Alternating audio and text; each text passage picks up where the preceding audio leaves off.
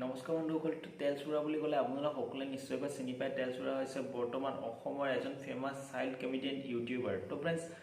তেলচুৰা কেনেকৈ হ'ল কেনেকৈ তেওঁ ইউটিউবলৈ আহিল আৰু ইউটিউবত তেলচুৰা নাম লৈ খ্যাত হ'বলৈ বা তেলচুৰা নাম লৈ ফেমাছ হ'বলৈ তেখেতে তেওঁ কিমান ধৰণৰ কষ্ট কৰিব লগা হ'ল বা কেনেকৈ তেওঁ কি ট্ৰিক ইউজ কৰি তেলচুৰা নাম ল'বলৈ সক্ষম হ'ল আৰু ইউটিউবত ফেমাছ হ'বলৈ সক্ষম হ'ল তো ফ্ৰেণ্ডছ আজি এই ভিডিঅ'টোত আটাইবোৰ টপিক সামৰি লৈ তেলচুৰা বিষয়ে কিছু কথা পাতিবলৈ গৈ আছোঁ ফ্ৰেণ্ডছ ভিডিঅ'টো সম্পূৰ্ণকৈ চাই থাকিব তেনেহ'লে বলক বেছি পলম নকৰি আজি এই ভিডিঅ'টো আৰম্ভ কৰোঁ উইথ টাইটেল কেনেকৈ হ'ল তেলচুৰা আৰু কেনেকৈ আহিল ইউটিউবলৈ তো ফ্ৰেণ্ডছ আমি যেনেকৈ ইউটিউব চেনেলবিলাক খুলি লৈ আছোঁ ঠিক সেইদৰে আজিৰ পৰা কেইবছৰমান আগত অৰূপ দাস নামৰ এজন ল'ৰা ইউটিউব চেনেল এটা খুলি ল'লে বাট ইউটিউব চেনেলটো খুলি লৈ তেখেতে আপলোড কৰি দিলে কিছুমান সৰু সৰু ফানি ক্লিপছ 1 মিনিটৰ বা 30 ছেকেণ্ডৰ এনেকুৱা ফানি ক্লিপছ আপলোড কৰি দিলে তো ফ্ৰেণ্ডছ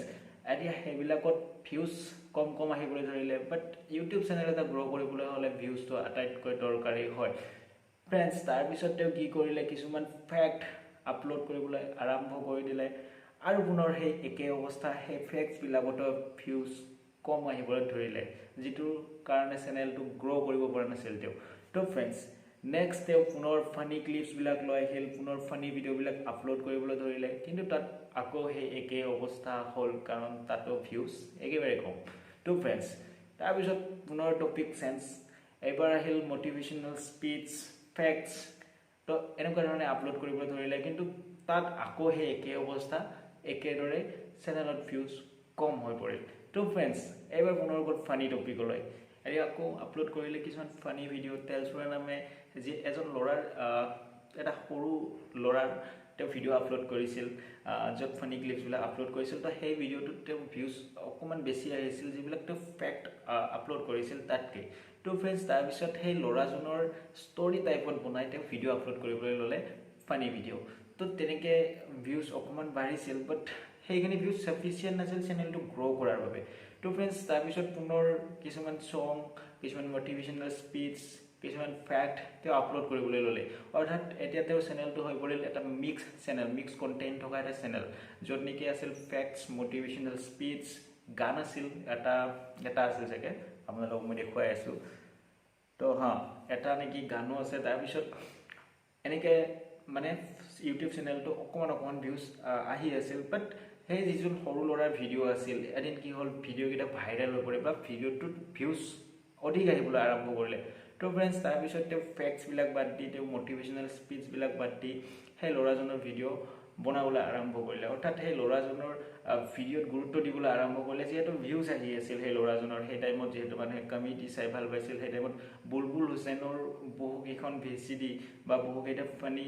গীত হিট হৈছিল তেলচুৰাৰ ভিডিঅ'বিলাকো অকণমান ভিউজ বাঢ়িবলৈ ধৰিলে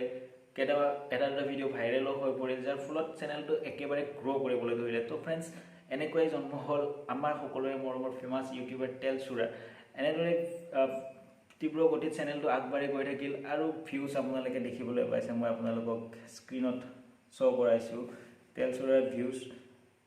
যেতিয়া মানে ভিউজ আহিবলৈ ধৰিলে পুৰা তেলচুৰা হৈ পৰিল চেনেলটো তো ফ্ৰেণ্ডছ এনেদৰে কমেডি চেনেল বা কমেডিয়ান ইউটিউবাৰ তেলচুৰাৰ জন্ম হ'ল আৰু বৰ্তমান আপোনালোকৰ সকলোৰে সন্মুখত তেলচুৰাৰ ৰূপে তেওঁ খ্যাত তো ফ্ৰেণ্ডছ এতিয়া এই চেনেলটো গ্ৰ' কৰিবলৈ এখেতৰ টাইমৰ প্ৰয়োজন হৈছিল 4 বছৰ বা 3 বছৰৰ চেনেলটো ক্ৰিয়েট কৰা 4 বছৰ হৈছে কাৰণ যিটো লাষ্ট ভিডিঅ' আছে তেওঁ 4 বছৰ আগতে আপলোড কৰা ভিডিঅ' তো এতিয়া আমাৰ নতুন ইউটিউবাৰবিলাকৰ কথা হৈছে কি আজি চেনেল খুলিছোঁ কালি গ্ৰ' কৰিব লাগে আজি মই নিজে 1 বছৰৰ পৰা লাগি আছোঁ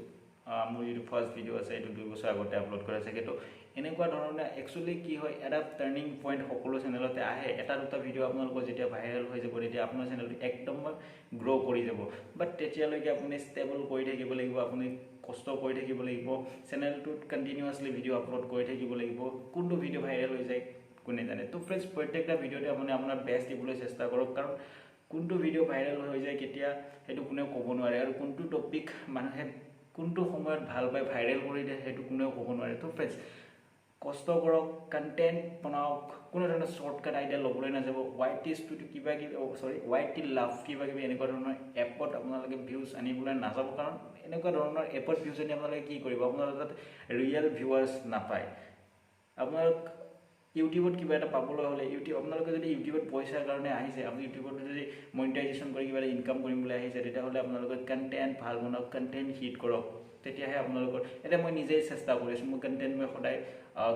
প্ৰত্যেকটা মানে কণ্টেণ্টটো চেঞ্জ কৰি থাকোঁ, কণ্টেণ্ট সদায় ডেভেলপ কৰিবলৈ চেষ্টা কৰি থাকোঁ, কাৰণ কণ্টেণ্ট ভাল হ'লেহে ইউটিউবত ভিডিঅ' ভাইৰেল হ'ব বা ভিডিঅ' হিট হ'ব, সেই বিষয়টো মই ভালদৰে বুজি পাইছোঁ। তো ফ্ৰেণ্ডছ, এনেদৰে আপোনালোকে কণ্টেণ্ট হিট কৰিবলৈ চেষ্টা কৰক, কোনো শ্বৰ্টকাট আইডিয়া ল'বলৈ নাযাব, শ্বৰ্টকাট আইডিয়া ল'বলৈ গৈ 2 বছৰ